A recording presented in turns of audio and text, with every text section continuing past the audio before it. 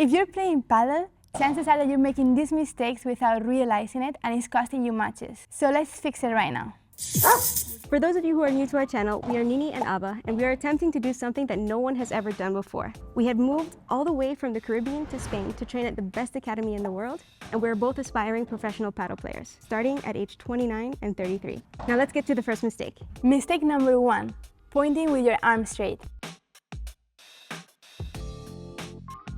A lot of players think that pointing is just about finding the point of impact, but here's the truth, this is just half of the story. The real reason you point and the way you do it can completely transform the way you play. When your arm is completely straight like this, it often doesn't follow through with your shot, and I'm gonna show you right now. Okay, so now try to do a forehand, but with your arm straight. So usually, as you can see, when you have your arm completely straight, it tends to drop and it doesn't follow through with the shot like this. It's acting like a brake. So once she gets to this point, she cannot finish rotating because her arm is stopping her. So yeah, you have like half of the turn, but you cannot completely... Yeah, it feels unnatural to turn more than this, like my body feels stuck there. Exactly, you have to kind of like force it. Force it, yeah. And this is a problem because you always want your rotation to flow. So here is the tip. You should always try to have a slight bend in your elbow. Let's demonstrate it. So same here, same forehand. Forehand. Now there's a slight bend. And now I'm gonna do the same rotation. And do a rotation, yeah. Oh yeah. You feel it, right? I feel the difference right away. So there's nothing that blocks you from moving from one side to the other. Yeah, I find it's way more natural for my body to make a fuller rotation when I have my elbow bent. It's like my body wants to go into the direction of my elbow. Just remember this, with every shot that you hit, your body moves in the direction that your elbow is pointing. So if you're pointing here, it's gonna keep flowing that way. It's gonna help you with everything. Forehand, bandejas is the same. You need a lot of rotation for that shot. Volley, same thing. You wanna have a bit of rotation with your shoulders. Always try to have your elbow slightly bent. You don't have to, like over-exaggerate it. Once you start learning how to hit with your body instead of just with your arm, you're gonna find the control will come to you like right away. As a beginner player, I always used to see people pointing, and I always kind of assumed that it was because they were trying to find the point of impact, and I never really understood why they were pointing. But now that I've learned this, it makes so much more sense, and it kind of clicks now, and it really does make a difference in how I impact the ball and how much more power I have with the rotation. So now that I know that, okay, pointing is not only about finding the ball, it's also about helping my rotation, it makes all the difference. Okay, so now that we have the theory down, let's demonstrate how this looks in action. So I'm gonna hit against the wall now, and first I'm gonna do it with my arm completely straight, and then I'm gonna demonstrate it with my arm a bit bent.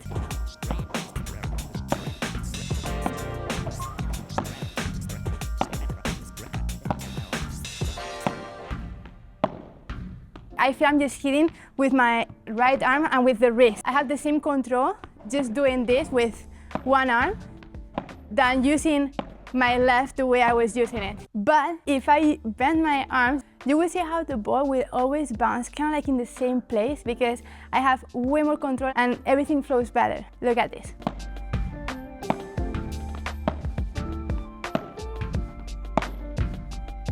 So I basically feel that the movement is actually done by my left arm. I kind of like move my left arm and then my right arm just follows, I don't even have to think of like hitting with my right arm so much.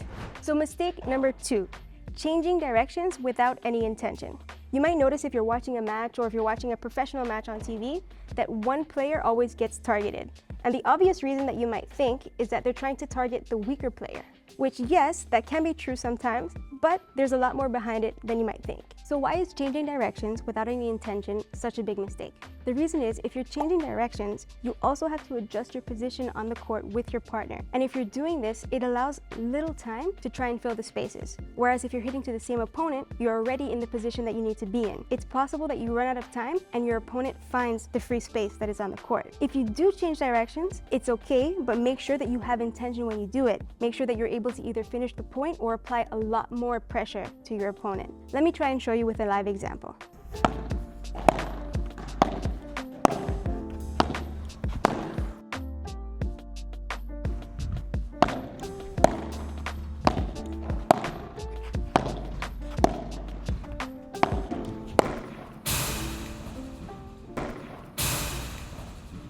Reason number 2.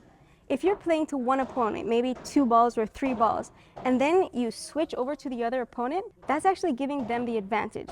The reason for this is because while you're playing to the other player, they have time to adjust, get ready, and be prepared for the next ball that's coming. They can actually watch the point a little bit and get themselves ready for what's coming. So unless you have a smart or a strong ball, you don't want to switch sides. And the third mistake is not knowing when to attack and when to block. Oftentimes, players try to attack a ball that is already coming fast, and that means they're going to lose control and precision with that. So probably the ball is going to go to the net, float, or like hit it in places that they don't want to really hit it. When a ball comes very fast and hard, the best thing you can do is to just hold your racket tight and just let the ball impact your racket. You don't need to attack it, because when the ball reaches your racket, it already comes with a lot of speed that the opponent already gave to that ball. And that means that once it touches your racket, that speed will come back to the opponent without you having to put more pressure. Think of it like this. Adding speed into a ball that already has speed is very risky. So you only want to hit the ball hard when the ball comes slow to you. I'm just going to say something from behind the scenes quickly. Yeah. This is something that I actually really struggled with, especially playing with players that are better than me and hit harder than me. Playing with Alba, for example, she's a way more advanced player and she hits a lot harder than me. And so whenever she would throw me hard balls, I would always try and put my 100% effort and throw her hard balls back. And that was killing my game. Actually, eventually, when she keeps putting those risky hard balls in, she ends up failing before me. Let's demonstrate it. So now Alba is going to throw me one of her really hard balls, and I'm going to show you what happens when I try and attack it and match her power, and when I try and block it. I'm going to destroy you. Bring it. Remember to not move your, just hold it, no? Block your ball. Give me everything you got. Okay, I'm going to start with the blocking. Okay, so I'm going to start with the blocking. You're going to give me everything now. Yeah. There.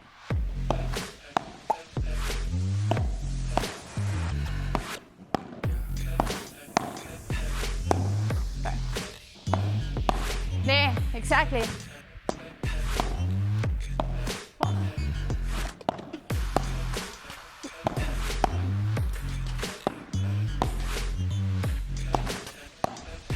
Instead of blocking, now I'm going to try and attack her fastballs. Straight into the glass. In the glass. Okay, now she's going to send me a slow ball, and I'm going to try and attack it.